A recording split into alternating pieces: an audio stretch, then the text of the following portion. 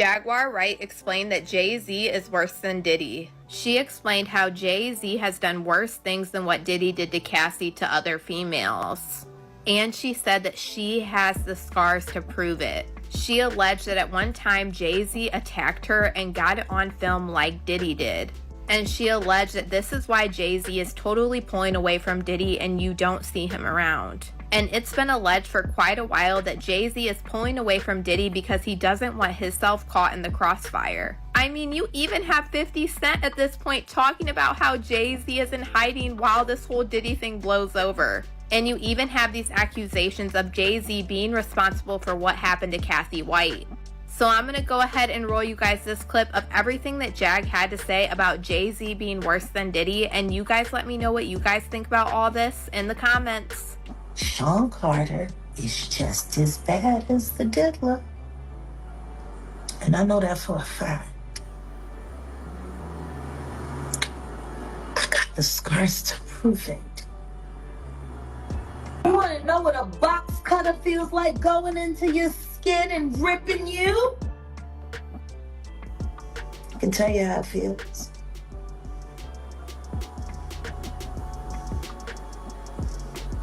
Y'all ain't seen shit yet.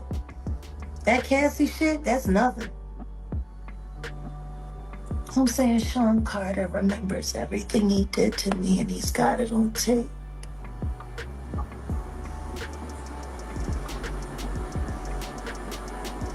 Just like Diddy.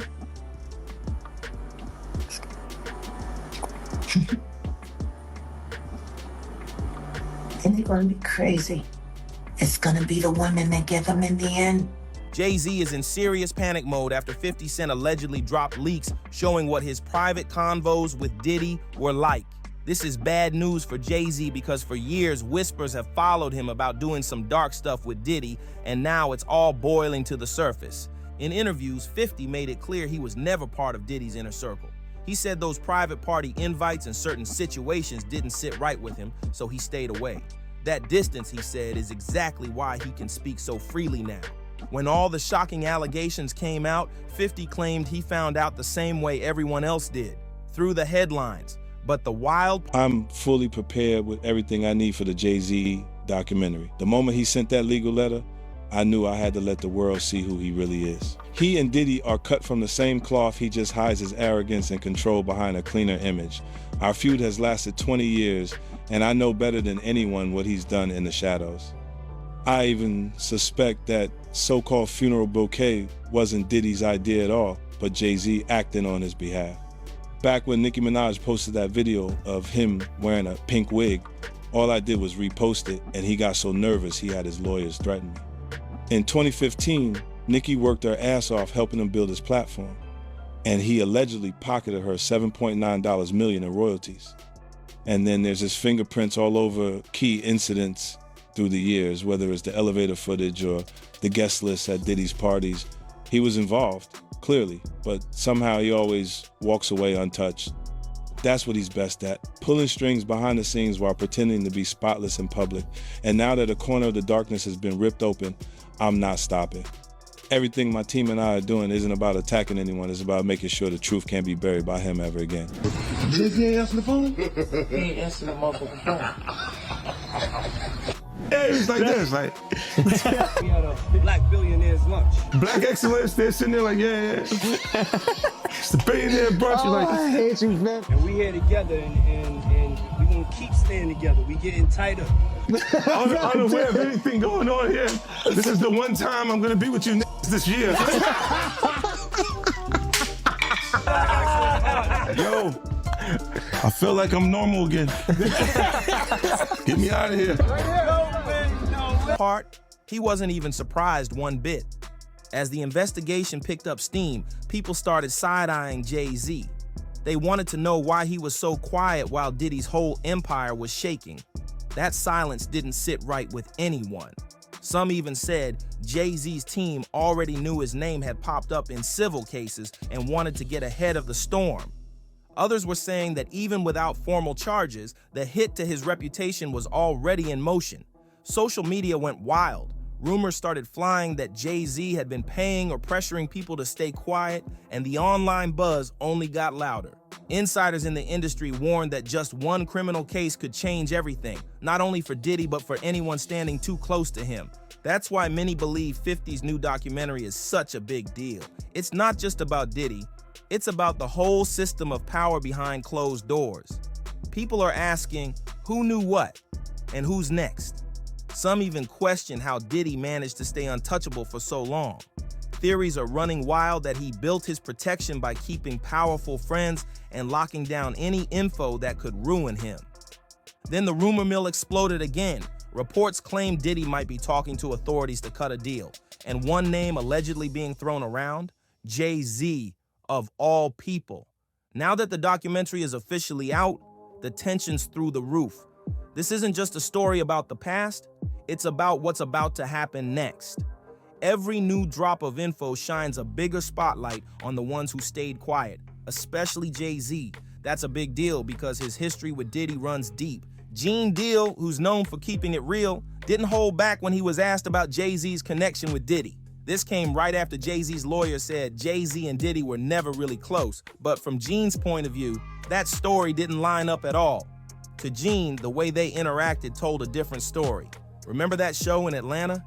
Diddy popped up on stage with Jay-Z, and the crowd... Speaking of Cameron, he made a statement recently. He said that Jay-Z loves money more than hip-hop, and he pointed out that Jay-Z performed at Tom Brady's Hall of Fame ceremony, but he didn't perform in any Hip-Hop 50 events.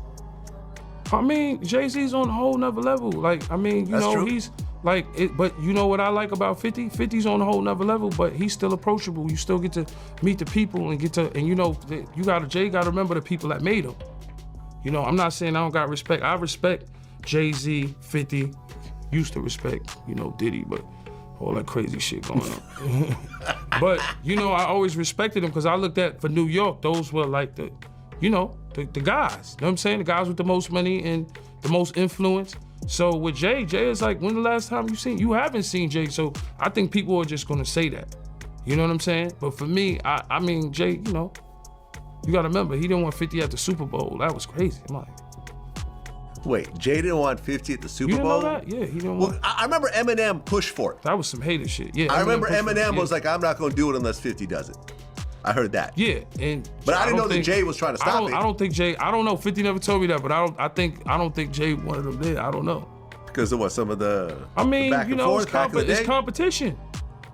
You got to think, 50 always been competition for Jay. Remember, I'm about $1. What the fuck is 50 Cent? That was a long time ago. That was what, 9? What was that? 9? But after that, they did a song together. Remember the whole, of course, but 50 was always competition for niggas. Then remember Jay said, yo, 50's coming. He told Siegel and them, and Memphis Bleak and all them.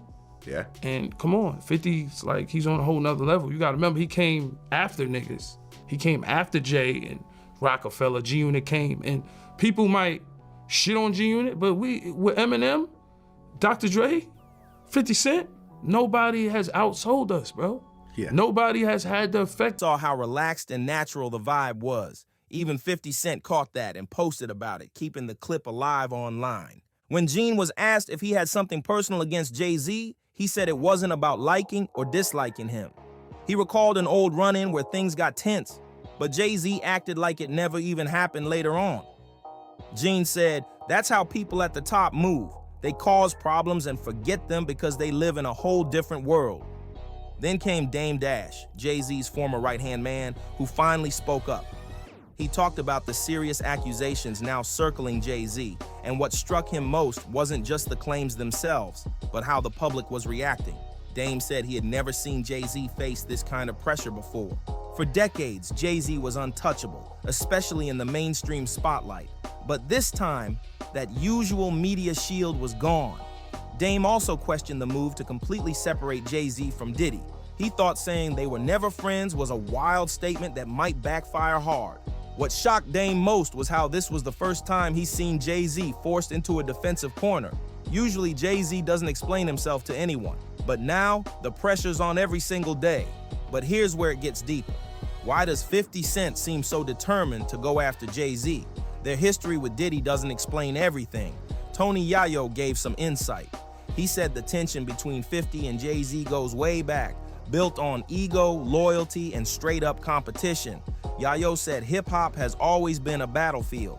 Artists clash, pride gets tested, and sometimes it's just about who's standing tallest. He mentioned a recent show where 50 performed with Dr. Dre and Cameron, jumped on stage. A powerful moment since those guys had beef before. That moment, Yayo said, showed growth and respect. Cameron recently threw shade, saying Jay-Z loves business more than the culture, and Yayo said he gets why people think that way. Jay-Z pops up at big money events, but rarely shows face for real hip-hop moments that matter to artists like 50. According to Yayo, the big difference between Jay-Z and 50 comes down to connection. Jay-Z moves in exclusive circles, he's powerful but distant. Meanwhile, 50 stays tapped in with the people, shows up, and never forgets who helped him climb. Yayo said that's what real loyalty looks like. Then came the story that really stuck. Yayo revealed Jay-Z didn't want 50 to perform at the Super Bowl halftime show. Word is, Eminem had to step in and say he wouldn't perform unless 50 was part of it. To Yayo, that move from Jay-Z felt personal. Even record executives have said that 50's done more for his people than most industry giants have done for theirs. As for Jay-Z and Diddy, their partnership reportedly started cracking long ago. People close to them said trust started fading, and both began worrying about who'd protect themselves if things turned ugly. Jaguar Wright even claimed that Jay-Z might have played a role behind the scenes in Diddy's downfall, though that's still just talk with no proof. Roger Bonds, Diddy's former head of security, also spoke up and gave his own take. He said he saw Jay-Z and Diddy around each other but never thought they were as close as people assumed. He claimed Diddy believed the bond was stronger than it really was. Roger said folks in Diddy's circle noticed something too.